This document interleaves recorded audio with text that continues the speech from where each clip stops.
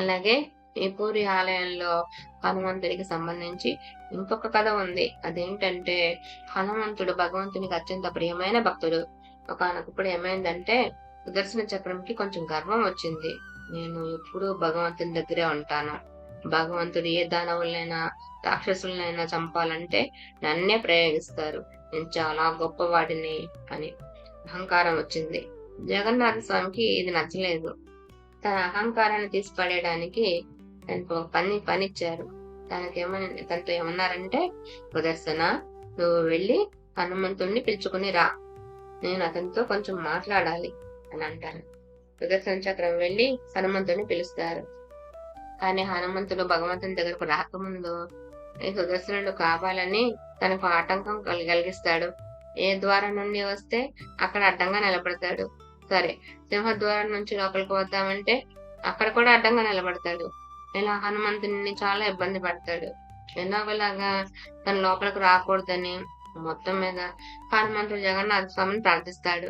అప్పుడు జగన్నాథ స్వామి ఏం చేస్తారంటే హనుమంతునికి 6 చేతులు ప్రసాదిస్తారు. హనుమంతుడికి ఉన్న చేతులు కాకుండా ఇంకో 6 చేతులు అధికంగా ప్రసాదిస్తారన్నమాట. అంతేకాదు 4 చేతుల పైన సుదర్శన చక్రాల వంటి 4 చక్రాలు కూడా ప్రసాదిస్తారు. అప్పుడు హనుమంతుడు సుదర్శన చక్రాన్ని ఓడించి లోపలికి వస్తారు. ఈ యొక్క సంఘటన జరిగినప్పుడు జగన్నాథ స్వామి సుదర్శన చక్రం మీద ఆగ్రహం చెంది, నీ యొక్క గర్వంతో హనుమంతునికి ఇబ్బంది పెట్టావు కనుక కలియుగంలో నీవు ఒక స్తంభంగా నువ్వు మారుతావు అని చెప్పిస్తారు. అందువల్ల మనం జగన్నాథ స్వామి గుడికి వెళితే అక్కడ సుదర్శనుడు చక్రం రూపంలో కాకుండా స్తంభం రూపంలో ఉంటారు. ఇంకో గమనించదగిన విషయం ఏమిటంటే మామూలుగా సుదర్శన చక్రం అనేది భగవంతునికి కుడి చేతిలో ఉంటుంది. కానీ పూరి ధామంలో మీరు గమనించినట్లయితే సుదర్శన చక్రం స్తంభం రూపంలో ఎడమ వైపు ఉంటుంది. భగవంతుని యొక్క లీలలు చాలా అద్భుతంగా ఉంటాయి. ఇప్పుడు గీత గోవిందం అనే లీల చూద్దాం. ఒకనొకప్పుడు ఏమైందంటే పద్మావతి అనే ఒక అమ్మాయి చాలా మంచి భక్తురాలు. ఆవిడ యొక్క అలవాటు ఏంటంటే ఏ పని చేసినా భగవంతుని నామస్మరణ చేస్తూ చేస్తూ జయదేవ గోస్వామి యొక్క గీత గోవిందం పాడుతూ చేసేది. ఒకసారి ఏమైందంటే ఆవిడ వంగ తోటలో వంకాయలు కోస్తూ జయదేవ గోస్వామి యొక్క గీత గోవిందం పాడుతూ ఉంది. హాయిగా పాడుతుంది. ఇది జగన్నాథ స్వామికి చాలా నచ్చింది.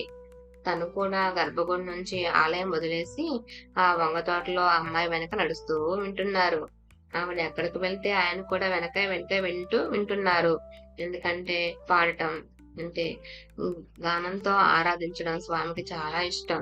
అలా అసలు ఎక్కడికి వెళ్ళిపోతున్నారో ఎలా నడుస్తున్నారో ఆయనకే తెలియట్లేదు పాపం. అక్కడ చాలా ముళ్ళు ఉన్నాయి. ముళ్ళంతా జగన్నాథ స్వామి బట్టలకి గుచ్చుకుంటున్నాయి.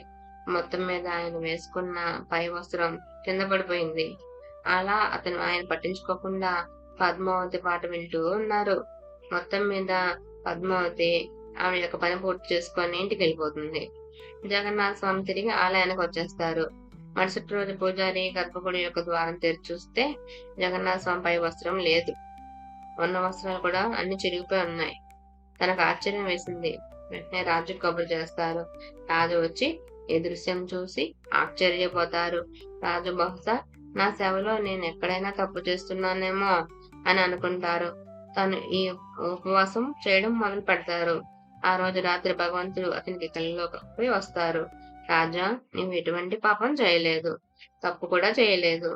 ఇలా పద్మావతి అనే ఒక అమ్మాయి చాలా చక్కగా గీత గోవిందాన్ని ఆలపిస్తూ ఉంది. నేను ఆమె వెనక వెళ్ళిపోయాను. కావాలంటే నీవు ఇప్పుడే వెళ్ళి చూడవచ్చు. నా వస్త్రం అక్కడ వంగ తోటలో పడిపోయి ఉంది. అప్పుడు అర్ధరాత్రి రాజు ఆ తోటకు వెళ్తారు. అప్పుడు అక్కడ ఏం చూసారంటే జగన్నాథ స్వామి పైన బట్ట అక్కడ పడేసి ఉంది. అప్పుడు రాజు చుట్టుపక్కల పద్మావతి యొక్క ఇల్లు ఎక్కడా అని వెతుక్కొని పద్మావతితో వెళ్ళి మాట్లాడారు. ఆయన ఏమన్నారంటే, పద్మావతి, నీ యొక్క గీత గోవిందం విని జగన్నాథ స్వామి ముగ్గులైపోయారు. నువ్వు నీ కుటుంబంతో దయచేసి జగన్నాథపురి ధామానికి వచ్చేయమ్మా. ఇక్కడ మీకు అన్ని సౌకర్యాలు ఏర్పాటు చేస్తాం. కాకపోతే నువ్వు ప్రతిరోజు రాత్రి జగన్నాథ స్వామి కోసం గీత గోవిందం పాడాలి. ఇప్పటి నుండి ఇప్పటి వరకు ఈ సంప్రదాయం జగన్నాథపురిలో కొనసాగుతోంది. ఇప్పటికి కూడా రాత్రి స్వామి శయనించినప్పుడు ఈ గీత గోవిందాన్ని వారు పాడతారు. ఇదంతా రాజు ఎందుకు చేశారంటే, పద్మావతిని పూరీధామంకి తీసుకురాకుండా ఉంటే జగన్నాథ స్వామి రోజు రాత్రి వెళ్ళిపోతారు అని రాజు ఈ ఏర్పాటు చేశారన్నమాట. ఇలా ఎన్నో అద్భుతమైన కథలు, లీలలు ఉన్నాయి. ఇప్పుడు జగన్నాథ స్వామి, ఒక పూజారి వీరి మధ్య జరిగిన లీల. ఒకరోజు ఒక పూజారి జగన్నాథ స్వామికి అలంకరిస్తున్నారు. అలంకరించినప్పుడు ఆయనకు ఒక ఆలోచన వచ్చింది. జగన్నాథ స్వామి కృష్ణుని రూపంలో ఉన్నప్పుడు ఆయన యొక్క నల్లని ఉంగరాల జుట్టు ఎంతో అందంగా ఉంటుంది. కానీ జగన్నాథ స్వామికి జుట్టు, ఉంగరాలు, జుట్టు లేదే అని తన మనసులో అనుకున్నాడు. ఉన్నదే ఆలస్యం. జగన్నాథ స్వామి తన భక్తుల కోసం ఏమైనా చేసేస్తారు. ఆయన వెంటనే ఆయనకు ఒత్తైన జుట్టు చూపిస్తారు. నాకు ఇంత జుట్టుంది చూసుకో అని. అప్పుడు ఆ పూజారి ఆశ్చర్యపోతారు. ఏమిటి ఇలా జగన్నాథ స్వామి జుట్టు చూపించారు అని. సరే, ఇలా జగన్నాథ స్వామి తన భక్తుల కోసం ఏమైనా చేయగలుగుతారు అని తను అత్యంత ప్రేమతో స్వామి జుట్టును అలంకరించి తన యొక్క దినచర్య, సేవ అంతా పూర్తి చేస్తారు. అయితే జగన్నాథ స్వామి ఆలయంలో నియమం ఏంటంటే, పువ్వులతో చేసిన మాలని ముందు జగన్నాథ స్వామికి మెడలో వేసిన తర్వాత అది ప్రసాదంగా రాజుకి ఇవ్వబడుతుంది. ఆ రోజు కూడా ప్రతిరోజు ఎలా చేస్తున్నారో అలాగే ఆ మాలను తీసుకొని రాజుకి ఇచ్చారు. రాజు కూడా ఆ మాలను వేసుకున్నారు. కానీ తను ఏం చూసారంటే, ఆ మాల లోపల ఒక వెంట్రుక ఉంది. తనకు సందేహం వచ్చింది. ఈ వెంట్రుక ఎలా వచ్చింది?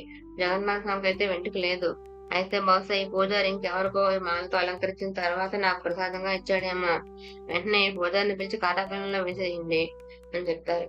ఎప్పుడైతే అతని కారాగారంలో వేస్తారో జగన్నాథ స్వామి తట్టుకోలేక, అలా ఎలా నీవు నా భక్తుడిని దండిస్తావు అని తను రాజు కళ్ళలోకి వచ్చి, నాకు నిజంగానే వెంట్రుకలు ఉన్నాయి, అది నా వెంట్రుక అని చెప్పారు. కావాలంటే ఇప్పుడు వచ్చి చూడవచ్చు అని అన్నారు. ఇప్పుడు రాజు మళ్ళీ అర్ధరాత్రి లేచి పరిగెత్తి వెళ్లి జగన్నాథ స్వామి గర్భగుడి ద్వారం తీసి చూసినప్పటికీ నిజంగానే జగన్నాథ స్వామికి జుట్టు ఉంది. తను ఆశ్చర్యపోయాడు. ఇది నా భ్రమ ఏమో అనుకొని ముందుకు వెళ్లి ఆ జుట్టు లాగడానికి ప్రయత్నించాడు. ఎప్పుడైతే ఆ జుట్టును లాగాడో కొంచెం స్వామివారి నెత్తి నుంచి రక్తం బయటకు వచ్చింది పాపం. అప్పుడు అతను వెంటనే, అయ్యో నేను చాలా అపరాధం చేశాను అనుకొని పరిగెత్తుకొని వెళ్లి ఆ పూజారి కాళ్ళ మీద పడిపోయారు. ఇలా భక్తుల కోసం జగన్నాథ స్వామి ఏమైనా చేస్తారు.